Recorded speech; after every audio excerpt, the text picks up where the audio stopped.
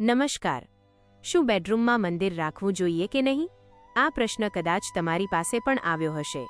ઘણા લોકો પોતાના ઘરમાં જગ્યા ઓછી હોવાથી કે પછી મનની ભાવના પ્રમાણે બેડરૂમમાં જ ભગવાનનું સ્થાન બનાવી દે છે. પણ શું આ સાચું છે? શું આથી ઘર પર કે પરિવાર પર કોઈ અસર થાય છે? આજે આપણે આ જ વિષયને ઊંડાણથી સમજશું. આગળનું તમે સાંભળશો ત્યારે કદાચ તમને આશ્ચર્ય પણ થશે, કારણ કે વાસ્તુશાસ્ત્રમાં સ્પષ્ટ રીતે જણાવાયું છે કે બેડરૂમ અને મંદિર એકબીજાથી વિરુદ્ધ ઉર્જાઓ ધરાવે છે. મિત્રો, આ રહસ્ય જાણવા પહેલાં હું તમને વિનંતી કરું છું કે આ વિડીયોને હમણાં જ એક લાઇક કરો, કારણ કે આ જાણકારી તમારા જીવનમાં સુખ, શાંતિ અને સમૃદ્ધિ લાવી શકે છે. સાથે સાથે જો તમે અમારા ચેનલ પર નવા હો તો સબસ્ક્રાઇબ કરો અને બાજુમાં આવેલ ઘંટડીના નિશાનને દબાવી દો, જેથી દરેક નવી અને ઉપયોગી માહિતી તમને તરત મળી રહે. હવે વિચારજો, બેડરૂમ એટલે આરામ કરવાની જગ્યા, જ્યાં મનુષ્ય પોતાની થાકેલી દિનચર્યા પૂરી કરીને શાંતિ શોધે છે. બેડરૂમ દાંપત્ય જીવનનો કેન્દ્ર છે, જ્યાં ખાનગીપણું અને સુખ મહત્વનું છે. બીજી બાજુ મંદિર એ જગ્યા છે જ્યાં ભક્તિ, સાધના, પ્રાર્થના અને પવિત્રતા વસે છે. વાસ્તુ અનુસાર આ બે જગ્યાની ઉર્જા સંપૂર્ણ રીતે વિપરીત છે. એક તરફ આનંદ, આરામ અને વ્યક્તિગત જીવન છે, અને બીજી તરફ શ્રદ્ધા, શિસ્ત અને ભક્તિ છે. જો આ બે ઉર્જાઓ એકસાથે મળે તો શું થશે?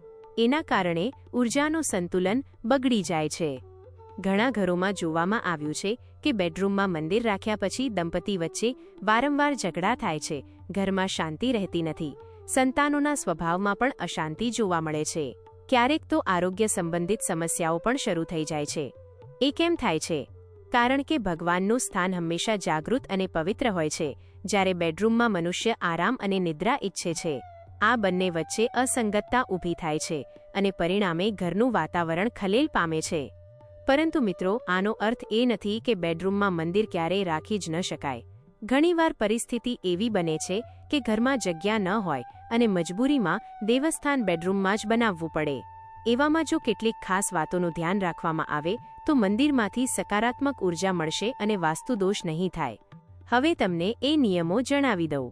સૌ પ્રથમ વાત, બેડરૂમમાં મંદિર ક્યારેય પથારીની સામે ન હોવું જોઈએ. ખાસ કરીને એવી જગ્યા પર નહીં જ્યાં સૂતા માણસના પગ સીધા ભગવાન તરફ જાય. આ વાસ્તુ મુજબ સૌથી મોટી ભૂલ માનવામાં આવે છે. બીજી વાત, દેવમૂર્તિ દક્ષિણ દિશામાં મુખ કરીને ન હોવી જોઈએ. શ્રેષ્ઠ દિશા પૂર્વ અથવા ઉત્તર માનવામાં આવે છે.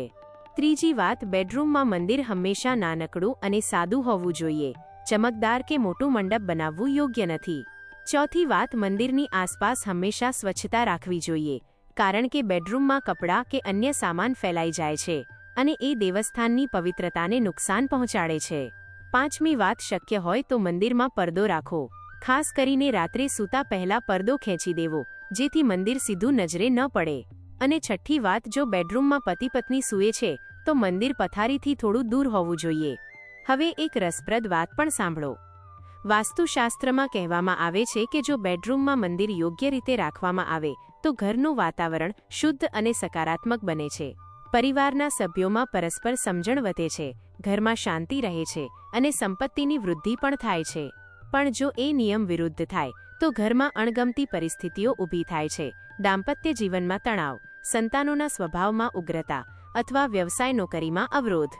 મિત્રો, હવે તમને સ્પષ્ટ થઈ ગયું હશે કે બેડરૂમમાં મંદિર રાખવું એ એક સંવેદનશીલ બાબત છે. વાસ્તુ અનુસાર તેનો પરામર્શ એ છે કે શક્ય હોય તો મંદિર હંમેશા અલગ ખૂણામાં, પૂજાખંડમાં કે હોલમાં બનાવવું જોઈએ. પરંતુ જો પરિસ્થિતિ એવી હોય કે જગ્યા ઓછી હોય તો ઉપર જણાવેલા નિયમોનું પાલન કરીને તમે બેડરૂમમાં પણ મંદિર બનાવી શકો છો. હવે તમારો પ્રશ્ન હશે, શું બેડરૂમમાં મંદિર રાખવાથી સકારાત્મક ઉર્જા આવશે કે નકારાત્મક? તેનો જવાબ એક જ છે, જો તમે નિયમોનું પાલન કરશો તો મંદિરથી લાભ મળશે, પણ જો અવગણશો તો મુશ્કેલીઓ આવશે. તો મિત્રો, તમને આ વિષયની માહિતી કેવી લાગી? શું તમારા ઘરના બેડરૂમમાં પણ મંદિર છે? તમારો અનુભવ કમેન્ટમાં જરૂરથી લખજો.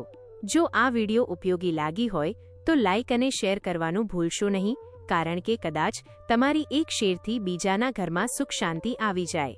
અને હા, આવા જ રસપ્રદ વાસ્તુશાસ્ત્ર અને આધ્યાત્મિક જ્ઞાન માટે અમારી ચેનલ સબસ્ક્રાઇબ કરવી ભૂલશો નહીં.